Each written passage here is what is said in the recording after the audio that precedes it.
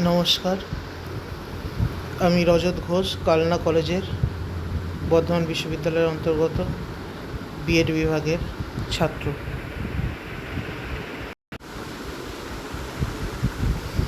আজকে আমরা ইপিসি প্র্যাকটিকামটিতে যে ক্রিয়েটিং অ্যান ই কন্টেন্ট রয়েছে সেখানে একাদশ শ্রেণীর রাষ্ট্রবিজ্ঞানের গণতন্ত্র বিষয়টিকে এই কন্টেন্টের মাধ্যমে আলোচনা করব।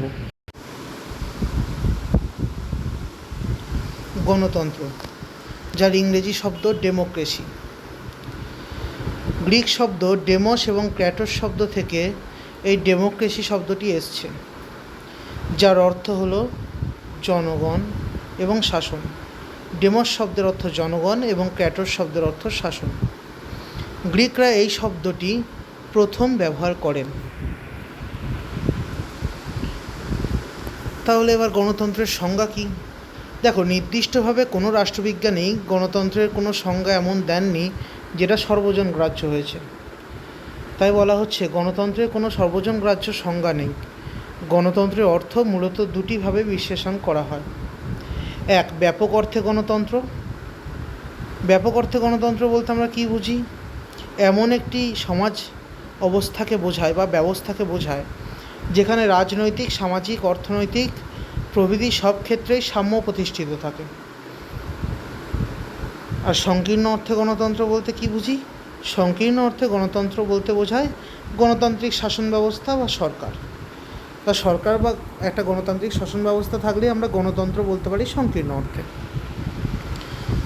এবার আমরা গণতন্ত্র সম্পর্কে কিছু উল্লেখযোগ্য ব্যক্তির উল্লেখ শুনব বা উক্তি শুনব। দেখো, আব্রাহাম লিঙ্কন, যেটা আমাদের পরীক্ষাতেও বারবারই আসে, গণতন্ত্র সম্পর্কে কি বলেছিলেন? তিনি বলছিলেন, গণতান্ত্রিক শাসন ব্যবস্থা হলো সেই শাসন ব্যবস্থা যা জনগণের জন্য, জনগণ কর্তৃক পরিচালিত জনগণের শাসন। আমরা যদি স্বামী বিবেকানন্দর কথা দেখি, তিনি বলেছিলেন, গণতান্ত্রিক রাষ্ট্রে যে কোনো শ্রেণী নেতৃত্ব করুক না কেন, জনগণ হলো চূড়ান্ত ক্ষমতার উৎসস্থল। অন্যদিকে মার্ক্সবাদী কার্ল মার্ক্স বলেছিলেন, গণতন্ত্র হলো বুর্জোয়া শ্রেণীর আধিপত্য বজায় রাখার একটি পদ্ধতি। এগুলো আমাদের কিন্তু একটু মাথায় রাখতে হবে। এবার আমরা দেখব গণতন্ত্রের প্রকারভেদ বা গণতন্ত্রকে আমরা মোটামুটি কটি ভাগে ভাগ করতে পারি। সরকারের গঠন ও পরিচালন পদ্ধতির ভিত্তিতে আমরা সাধারণভাবে গণতন্ত্রকে দুটি ভাগে ভাগ করতে পারি, সরকারের গঠন ও পরিচালন পদ্ধতির ভিত্তিতে। এক, প্রত্যক্ষ গণতন্ত্র। দুই, পরোক্ষ বা প্রতিনিধিত্বমূলক গণতন্ত্র। দেখো, প্রত্যক্ষ গণতন্ত্র কাকে বলে? প্রত্যক্ষ গণতন্ত্র বলতে সেই শাসন ব্যবস্থাকে বোঝায় যেখানে জনসাধারণ প্রত্যক্ষভাবে এবং সক্রিয়ভাবে শাসন কার্য পরিচালনায় অংশগ্রহণ করতে পারে। প্রাচীন গ্রিস ও রোমে এরূপ প্রত্যক্ষ গণতন্ত্র প্রচলিত ছিল। অর্থাৎ এমন একটি শাসন ব্যবস্থা যেখানে সমস্ত জনগণ একত্রিত হলো এবং নিজেদের চোখের সামনে তারা নীতি নিচ্ছে, কীভাবে সেই নীতি প্রণয়ন করবে সেটা ভাবছে, এবং সেই নীতি কীভাবে কার্যকর হবে সেটা ভাবছে, এবং সেটা ভেবে নিজেরা সবাই মিলে এক জায়গায় এসে সম্মিলিতভাবে তার প্রকাশ করছে। প্রত্যক্ষ অর্থাৎ ডাইরেক্ট ডেমোক্রেসি, একদম সামনাসামনি যে বিষয়টা। বর্তমানে সুইজারল্যান্ডের বেশ কিছু প্রভিন্সে এই ধরনের শাসন ব্যবস্থা কিন্তু প্রচলিত রয়েছে। এরপর আমরা যদি পরোক্ষ বা প্রতিনিধিত্বমূলক গণতন্ত্র বলি, দেখো, পরোক্ষ বা প্রতিনিধিত্বমূলক, এর মধ্যে একটা কথা আছে প্রতিনিধিত্বমূলক, অর্থাৎ প্রতিনিধি নিয়ে যেটা হচ্ছে। অর্থাৎ দেখো, পরোক্ষ বা প্রতিনিধিত্বমূলক গণতন্ত্র কাকে বলে?